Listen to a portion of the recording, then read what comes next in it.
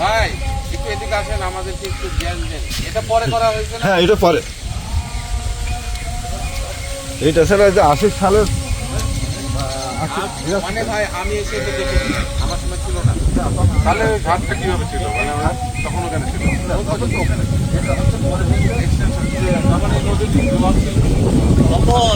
এভাবে একটা সেলফি তোল না।